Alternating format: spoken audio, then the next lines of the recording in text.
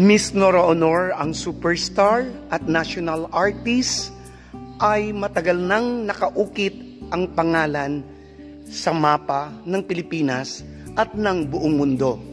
Bakit nga ba? At si Mr. Ian De Leon ay mayroong panawagan muli. Ano ang panawagan na ito at ano ang maitutulong natin sa kanyang panawagan? At si Ate Guy, reynang reyna ng mga reyna. Bakit nga ba? At ano ang dahilan? Ang lahat ng yan ay ating tutugunin sa pagpapatuloy ng Hearts Expression. Ito po ang inyong lingkod, Kuya Ferdy R. Nagpapasalamat at bumabati sa inyo ng isang magandang araw. Kumusta po kayo? Muli, maraming salamat sa kaibuturan ng aking puso sa patuloy na pagtangkilik ninyo ng Hearts Expression. Sa mga nag-subscribe, sa mga nag-like, nag-share ng video, maraming salamat. At sa mga hindi pa nag-subscribe, please subscribe po natin ang video, panuorin at tapusin, i-like at i-share.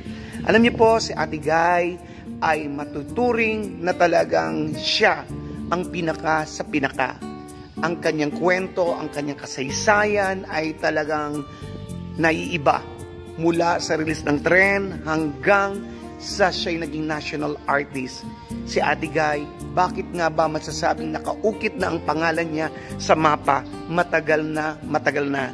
Sapagkat ang kwento niya, siya lang ang natatanging bituin na nagtitinda ng tubig sa release ng Tren, ng kalamay, ng kakanin, at talagang makita natin na nangalakal pa kasi yung mga tinatawag na, anong tawag dito, yung tingga na binebenta nila, ay talaga namang siya lang ang may kwentong ganon at siya lang ang talagang nakarating sa rurok ng tagumpay gamit ang kanyang talento, ang kanyang golden voice. Hindi naging hadlang ang kanyang kahirapan. Siya'y nagpunyagi at talaga namang nagtagumpay.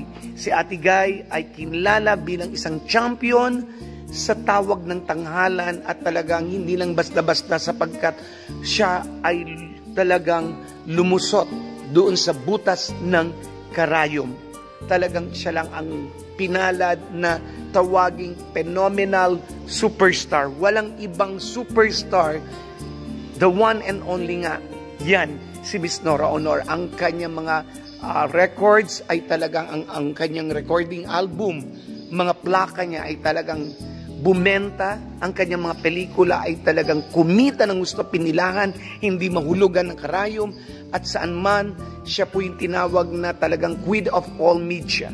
No po? Sa commercial, sa TV, sa radio, sa comics, talaga po, nakita natin yan, concert queen, lahat na yata, movie queen, siya. At nagkamit siya ng pinakamaraming awards, hindi lang bilang best actress, kung hindi maging sa gobyerno, sa iba't ibang ahensya at sa iba't ibang award-giving bodies, talaga nagtagumpay sa Ate Guy. At take note, hindi lang yan dito sa loob ng bansa, kung hindi sa labas ng bansa. Talagang kinilala siya, ang kanyang mga pelikula ay pinag-aaralan noon pa ng iba't ibang universidad, paaralan, at talagang siya ang sukatan ng sasabihin mo kung gaano kasikat dapat maiambing. Narating na ba nila yung narating ni Miss Nora Honor? Si Ate Guy ang palaging tinataguriang siya po yung newsmaker of the year. Siya ang pinakamahabang musical variety show, ang superstar na tumagal ng 22 years. Siya po ang natatanging nakamit ng 5 continental, yun po sa International Best Actress, si Ate Guy.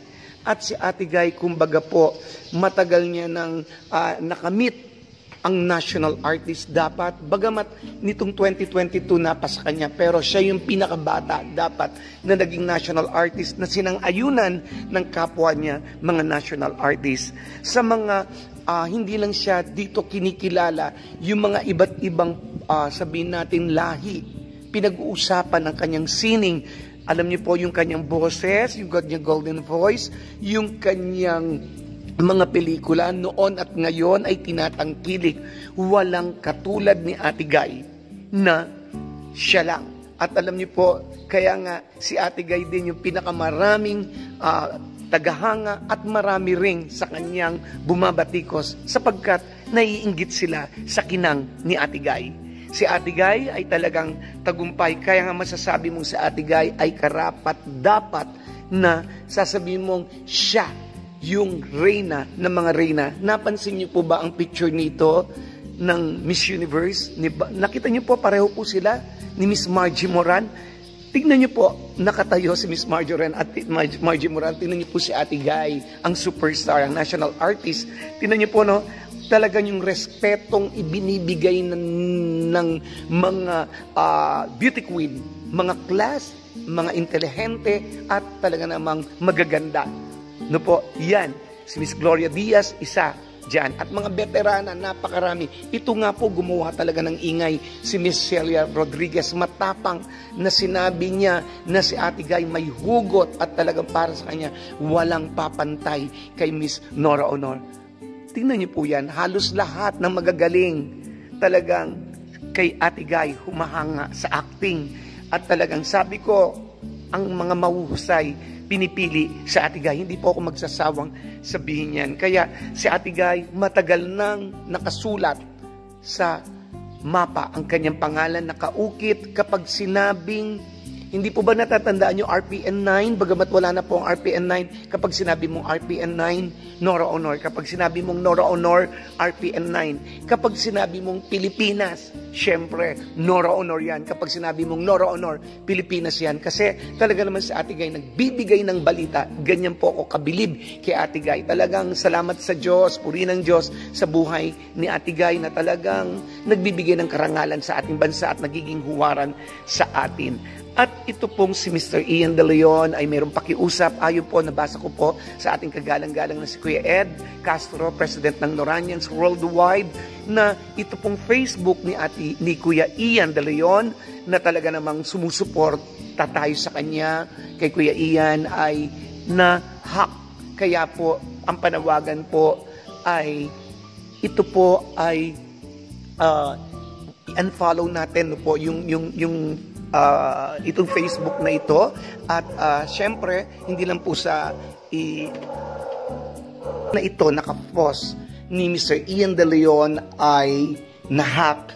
At syempre, tudungan natin na supportahan natin siya, i-unfollow natin, tayo nakafollow dyan. At syempre, hindi na po si Mr. Ian ang kausap natin dyan, iba na po dahil na-hack nga po. Kaya po, itong panawagan natin ay nawa po ay tulungan natin, spread natin, at nang sa ganoon hindi po maggamit sa hindi inaasahang bagay, no po. At alam naman natin, ingat-ingat tayo. Katulad po nung binalita natin nung kay Ate Guy na merong gumagamit ng pangalan niya sa page na humihingi ng tulong na pinansyal. Hindi po si Ate Guy yun, dahil hindi po gagawin ni Ate Guy yan. Si Ate Guy po ay tumutulong, hindi po siya ang humihingi ng tulong. Kung humingi man po ng tulong sa Ate Guy, siyempre sa magandang paraan at alam naman po natin legit at maganda ang kapupuntahan at hindi po sa personal ni Ate Guy. Kaya hindi po si Miss Nora Honor ay may gamit noong Facebook na Nora Honor na naka-private. Ayan po, ingat-ingat po tayo.